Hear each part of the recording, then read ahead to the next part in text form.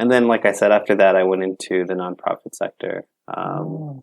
Initially, I wanted to go into human trafficking or the anti-human trafficking movement.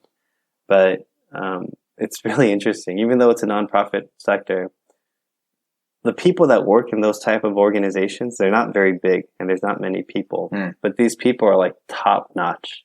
They worked at the UN for 4 years. They have 2 master's degrees. They have like who the hell is this person? They went to top schools and they care. They have like these civil duty kind of liberty things where they really want to help people. So somebody coming out of undergrad, even with 2 undergrads, I can't get a job there. I can only get a volunteering position at the front desk. That's still pretty impressive in itself. Even just getting your foot into those places. Yeah, and getting your foot in the door, right? But yeah, so I ended up finding a job as a case manager, working with the homeless population. I started first as a front desk person for a nonprofit that supported homeless families and individuals. And then a few months later, they realized like, hey, you should be a case manager. You shouldn't be a front desk person. Wow. So that was kind of my entry into the nonprofit world. You mentioned you had an interest in human trafficking. What drew you to that? So did you end up working in the human trafficking space, or was it more the homeless? No. So I became a certified volunteer for that organization. It's called Coalition Against Slavery and Human Trafficking. Wow.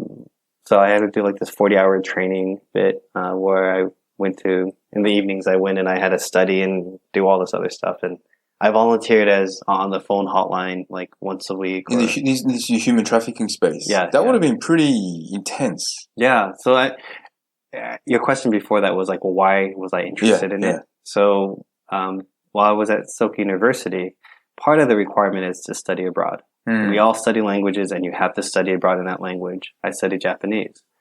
So I went to Japan in my 3rd year. And it's kind of interesting. Japan's kind of like Korea, except cleaner. Yes. Sorry for any Koreans that are listening, but it's true. And what I noticed is there's so much prevalent prostitution all around the subway areas in Japan. But what's even more interesting is most of those women aren't Japanese. So, a lot of foreigners, Chinese, Southeast Asian, even like European, white, maybe from Russia or, somewhere in Europe. But it just was so mind-boggling. I didn't understand because Japan, I'm American, so I don't know Japanese culture, even though I think I do. And I'm just so shocked that for a country like Japan to have so much prevalent prostitution that nobody looked like, they just turn a blind eye to, like, I don't get it. Right?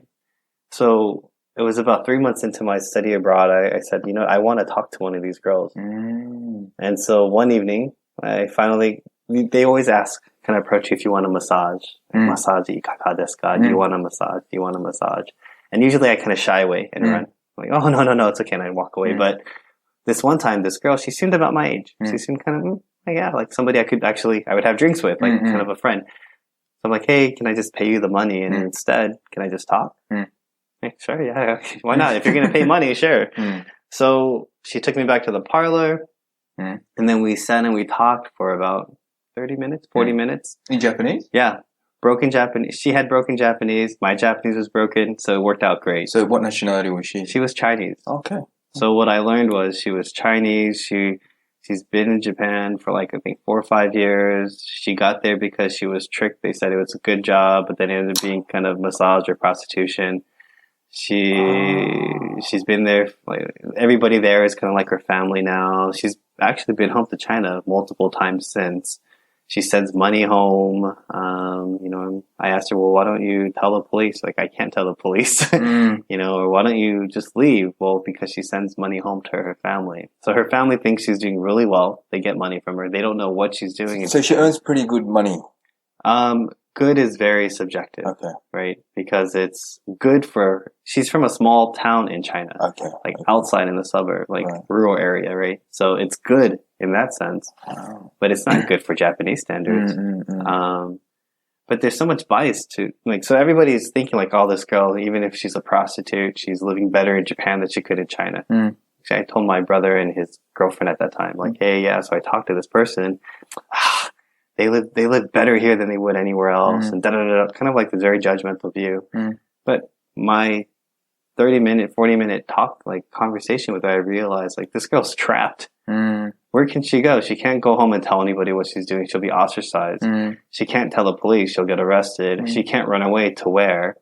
Meanwhile, she's like, Japanese men are horrible. They're so dirty and perverted, and just she kept telling me how nice I was just because I wanted to talk to her, which kind of blew my mind. So literally, for about a week afterwards, I couldn't think straight because what I thought was right and wrong suddenly was all like all these shades of gray. And then after that, I said, oh, I went from literature, what I was studying in school, then I switched over to econ because I figured you can have a greater impact with economics than you can with literature. Right. And then my final thesis paper in my university was all on human trafficking. Wow. So I just did an in-depth research. So that's where I really wanted to go, but when I couldn't find work, what I realized was, homeless population, case management, human trafficking case management, there's a lot of similarities. So if I can do this at least I'll build my experience. Whoa.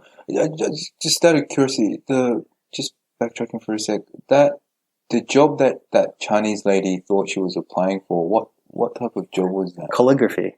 She thought it was calligraphy. So it's that vastly different that they get tricked, I guess. Yeah. And once you're there, you're there. Oh my God. What are you going to do?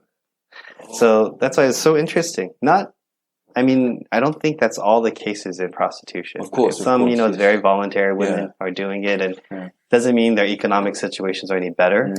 But there's clearly this, at an initial point, it was against her will. But then you acclimate to it. You have to survive. Right. So maybe it's not against her will anymore. It's her life. That's all she can, what else can she do? So that's why I was like, this is really messed up.